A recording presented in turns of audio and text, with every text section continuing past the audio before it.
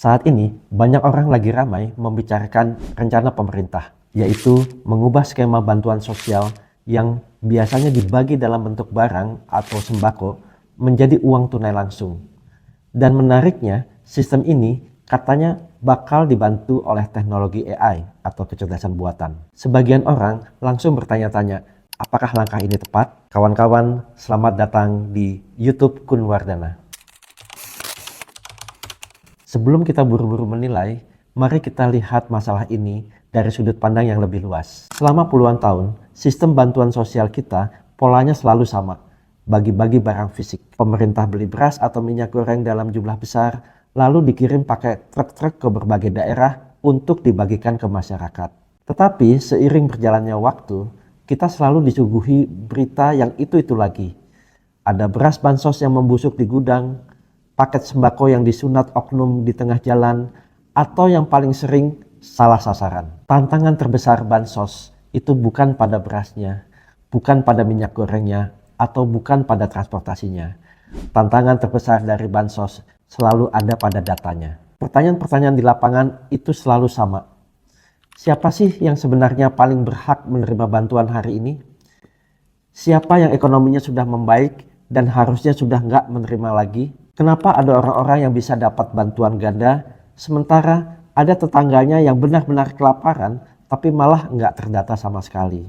Nah, disinilah kita mulai paham kenapa sekarang gencar dibicarakan identitas digital tunggal dan penggunaan teknologi AI. Banyak orang mengira AI itu seperti robot pintar di film-film fiksi ilmiah yang bisa berpikir sendiri seperti manusia.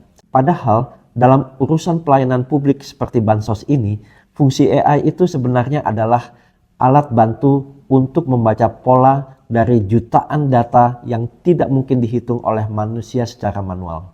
Coba kita bayangkan, Indonesia ini punya lebih dari 280 juta penduduk. Setiap orang punya data kependudukan, data pekerjaan, data kesehatan, catatan pajak, hingga riwayat bantuan dari pemerintah. Semua data itu bertumpuk seperti gunung. Pertanyaannya, mungkinkah manusia atau dinas sosial atau kementerian membaca dan mengecek data ratusan juta orang itu satu persatu setiap hari? Tentu saja suatu pekerjaan yang sangat berat dan manusia punya batas kemampuan. Disinilah AI masuk sebagai asisten super cepat.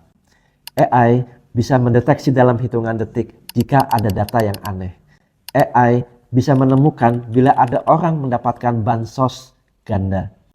AI juga bisa membantu pemerintah dalam mengambil keputusan secara lebih cepat dan lebih tepat. Tapi ada hal penting yang harus kita garis bawahi. AI hanya membaca data yang diberikan oleh kita manusia. Ada istilah garbage in, garbage out. Artinya, kalau data yang dimasukkan ke dalam komputer itu sampah atau salah, maka keputusan yang keluar dari komputer juga akan salah. Jadi, kalau data dasar kependudukan kita di desa-desa masih berantakan, masih penuh manipulasi, atau belum diperbaharui, maka AI yang paling canggih sekalipun akan mengeluarkan keputusan bansos yang salah. Malah kesalahannya bisa terjadi dalam skala yang lebih besar dibanding kalau dihitung manual oleh manusia. Itulah mengapa tantangan terbesar AI bukan pada kecanggihan teknologinya, melainkan pada kualitas data manusia yang mengajarinya. Sukses atau tidaknya program bansos baru nanti, kuncinya bukan seberapa mahal komputernya, tetapi seberapa rapih dan jujurnya integrasi data antar lembaga pemerintah. Lalu, bagaimana dengan perubahan dari barang menjadi uang tunai? Mana yang lebih baik? Tentu, masing-masing punya kelebihan. Tapi, bantuan dalam bentuk uang tunai punya satu keunggulan filosofis yang sangat penting. Ia memberikan kebebasan dan menghargai kebutuhan tiap keluarga. Kebutuhan hidup orang itu tidak bisa diseragamkan lewat paket sembako di dalam kardus.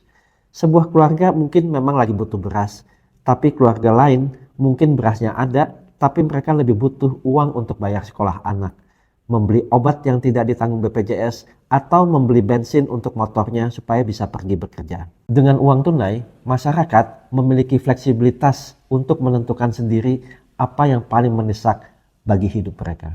Di sisi lain, pemerintah juga bisa menghemat anggaran yang luar biasa besar karena tidak perlu lagi membayar biaya gudang, biaya packing, dan biaya kirim truk ke sana kemari yang rawan bocor di jalan.